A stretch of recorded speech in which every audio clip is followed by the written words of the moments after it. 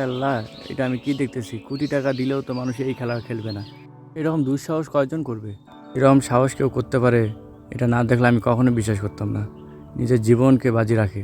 খেলাটি প্রতি বছর পয়লা বৈশাখের দিন উদযাপন হয়ে থাকে। আপনারা দেখতে যাচ্ছেন লালমনিরহাটের ঐতিহ্যবাহী খেলা বড়শি খেলা। এই খেলাটি প্রতি বছর উদযাপন হয়ে আসছে লালমনিরহাট ৯ নং ওয়ার্ডের মাজাপাড়া কাকজিটারির মধ্যবর্তী স্থানে। এই খেলাটা এতটা বিপজ্জনক, এই খেলা দিতে গিয়ে অনেক লোক মারা গেছে উপর থেকে পড়ে।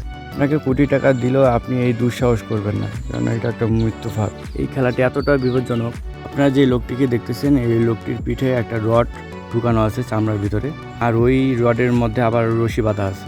উপরে যে চরকিটা আছে ওটার সঙ্গে বাঁধা। অন্য প্রান্তরে আরেকটা রশি আছে, যা নিচ দিকে নিয়ে এসে টান টান করে আর একটা বাঁশ দিয়ে বাঁধা, যে বাঁশটা ধরে নিচের দিকে ঘোরানো হয় গাছটিকে, আর লোকটা শূন্যের মধ্যে ঘুরতে থাকে। কয়েকজন মিলে চরকিটা ঘোরাবে আর লোকটা শূন্যের মধ্যে ঘুরবে। এরকম রিস্ক জীবনও কেউ কখনো নিতে পারে? আমি এটা না দেখলে হয়তো আর বিশ্বাস করতাম না। আপনারা ভিডিওটা দেখলে বুঝতে পারবেন লোকটা কীভাবে এই রিস্কটা নিতে পারে। আর আমি এটাতে জানতে পারি যে এই খেলাটি দেখাতে যে ইন্ডিয়াতে প্রচুর পরিমাণে লোক নাকি মারা গেছে এই পর্যন্ত।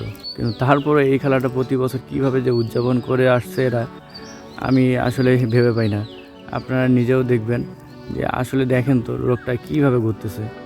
এইভাবে কেউ কারো জীবনটাকে যে ঝুলায় খেলাটা দেখাবে মানুষকে, এটা না দেখলে বিশ্বাস করতাম না।